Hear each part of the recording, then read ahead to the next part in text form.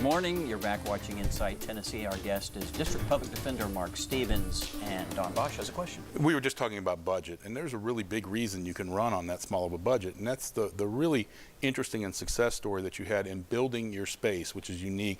Can you just sort of in a minute or so tell us how that happened?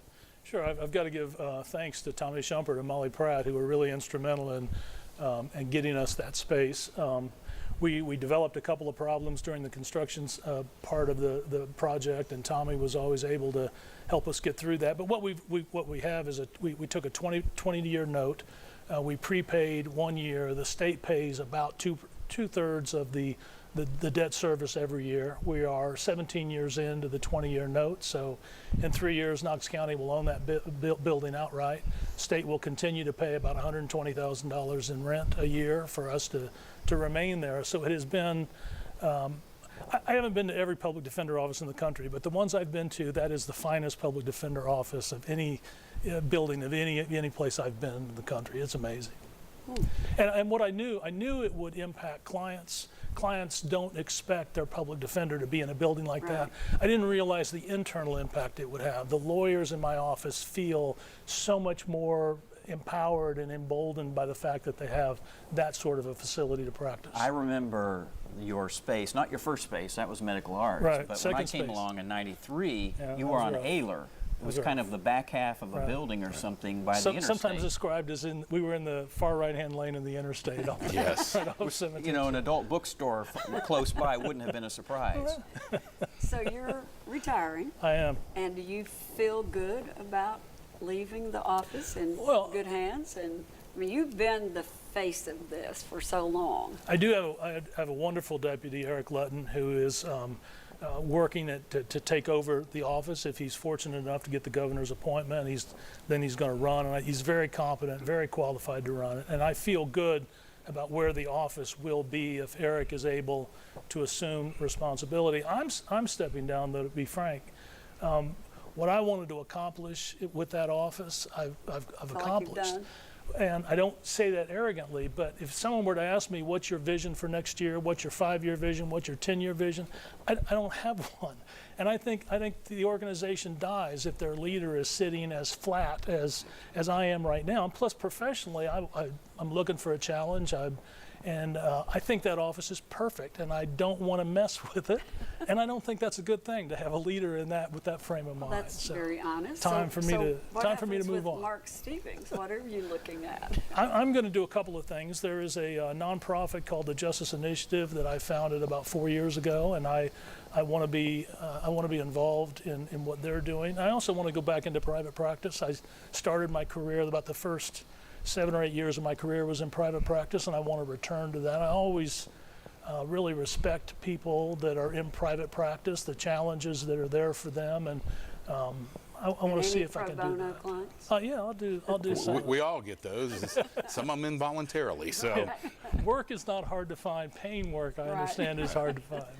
I would be interested in this kind of a big picture question. You have always been a deep thinker. You've always been somebody who I've known you a long time, 26 years. If there's something that really bothers you, you speak out about it.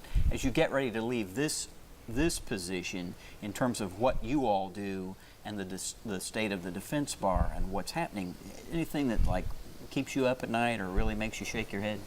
I do think I am troubled by the fact that Tennessee continues to study indigent defense when we really know what the problems are. We just don't want to fix them. And so, we'll create a commission, they'll study it for 2 years, they'll make 25 recommendations, none of which will be implemented. We'll wait a decade, we'll create another commission, we'll study it for 2 years, they'll come up with the same 25 or so recommendations, none of which will be implemented. because there's no political will in Nashville to fund indigent defense, and you've butted up against that your entire career. They don't want to put any money in indigent defense, but more than money, they don't want to create a structure.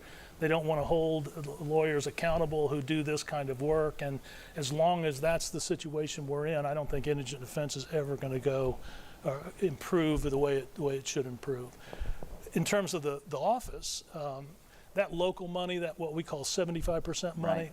If that money were to get flat or to go away, that office would collapse. And so I worry almost every year the district attorney's conference comes after that money and tries to convince the legislature to abolish that statute. And if that were to happen, I think you'd see that office shut down. I can tell you that I have had several conversations through the years with perhaps people in the district attorney's field saying, you know, they're sort of living off the fat of us. Right. Well, Yeah, funny, the defense function is in the Constitution, not the prosecution. So, I don't think that's a fair assessment. The senator who passed that statute, that was a really bright thing for him to do. Who was that? That was Senator Kyle out of Memphis. Oh, okay. And he knew exactly what he was doing. He was trying to maintain a balance so that district attorneys who have more political clout than public defenders couldn't return home and get their local government to give them resources the public defender couldn't get. How enlightened. How enlightened.